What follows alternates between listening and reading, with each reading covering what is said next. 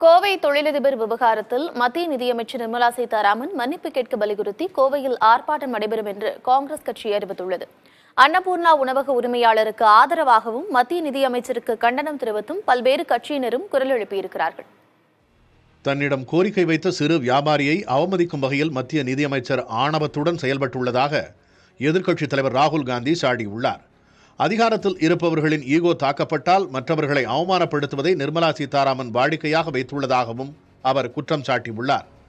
பண மதிப்பிழப்பு, வரி பறிப்பு, ஜிஎஸ்டி வரி போன்ற பேரழிவுகளை தாங்கும் தொழில் முனைவோருக்கு இறுதியில் அவமானம்தான் மிஞ்சுகிறது எனவும் ராகுல் வேதனை தெரிவித்துள்ளார். பெரு செல்வந்தர்களுக்கு மட்டுமே மோடி அரசு சாதகமாக செயல்பட்டு வருவதாக காங்கிரஸ் தலைவர் மல்லிகார்ஜுன கார்கே சாடியுள்ளார். மத்திய நிதி அமைச்சர் நிர்மலா சீதாராமன் மன்னிப்பு கேட்க வலியுறுத்தி கோவை அன்னபூர்ணா உணவகம் எதிரில் கோவை வடக்கு காங்கிரஸ் கமிட்டி சார்பில் ஆர்ப்பாட்டம் நடைபெறும் என்றும் அதில் தாம் பங்கேற்க உள்ளதாகவும் தமிழ்நாடு காங்கிரஸ் கமிட்டி தலைவர் செல்வ பெருந்தகை கூறியுள்ளார். ஒன்றிய அரசும் ஒன்றிய அமைச்சர்களும் தமிழர்களின் சுயமரியாதையை சீண்டாமல் இருக்க வேண்டும் என திமுக எம்பி கனிமொழி குறிப்பிட்டுள்ளார்.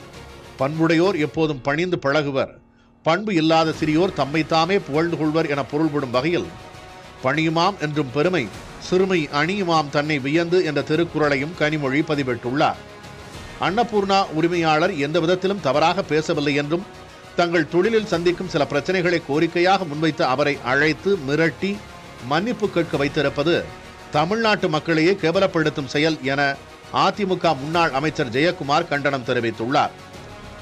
அதனை வீடியோவாக பதிவு செய்து வெளியிட்டிருப்பது பாசிசத்தின் உச்சம் என்றும் அவர் குறிப்பிட்டுள்ளார். அன்னபூர்ணா உரிமையாளர் மன்னிப்பு கேட்டாலும் அவர் கூறியதில் உள்ள உண்மையை மறைக்க முடியாது என நாம் தமிழர் கட்சியின் தலைமை ஒருங்கிணைப்பாளர் சீமான் கூறியுள்ளார். ஜிஎஸ்டி சரக்கு மற்றும் சேவை வரியால எவ்வளவு தூரம் வர்த்தகர்களும் மக்களும் பாதிக்கப்படுறாங்கிறது உங்களுக்கு தெரியும். இப்ப என் உடம்புல இருக்கிற இந்த சட்டை, இந்த காலனி, இந்த இடைவாறு, இந்த கடிகாரம் எல்லாத்துக்கும் வரி.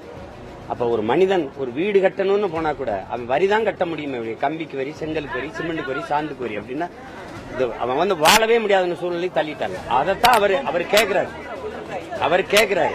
இப்ப அவர் அந்த கேள்வி நியாயம்னு நாடெங்கிலும் பரவிடுச்சு. அதான் அதிகாரம் அதை பணிய வைக்குது. அவர் எவ்வளவுதான் வருத்தம் தெரிவிச்சாலும் அவர் கேட்ட கேள்வியில் இருக்கிற உண்மையை, சத்தியத்தை யாராலும் மறைக்க முடியாது. பங்குச்சந்தை வணிகத்தை ஒழுங்குமுறைப்படுத்தும் செபி நிறுவனத்தின் தலைவரும் அவரது கணவரும் அதானி நிறுவனத்துடன் இணைந்து செய்துள்ள முறைகேடு பற்றி வாய் திறக்காத நிதியமைச்சர் நிர்மலா சீதாராமன் சாதாரண உணவக உரிமையாளரை மிரட்டி மன்னிப்பு கேட்க வைத்ததை இந்திய கம்யூனிஸ்ட் மாநில செயற்குழு கண்டிப்பதாக அக்கட்சியின் மாநில செயலாளர் முத்தரசன் தெரிவித்துள்ளார். இதற்காக அவர் மன்னிப்பு கேட்க வேண்டும் என்றும் முத்தரசன் வலியுறுத்தியுள்ளார்.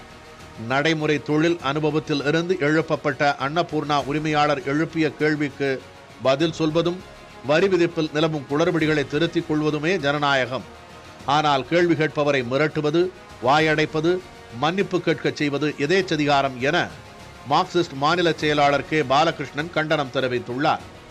அன்னபூர்ணா உணவக உரிமையாளரை மன்னிப்பு கேட்க வைத்தது மனித தன்மையற்ற செயல் என விசிக எம்பி ரவிக்குமாரும் விமர்சித்துள்ளார்.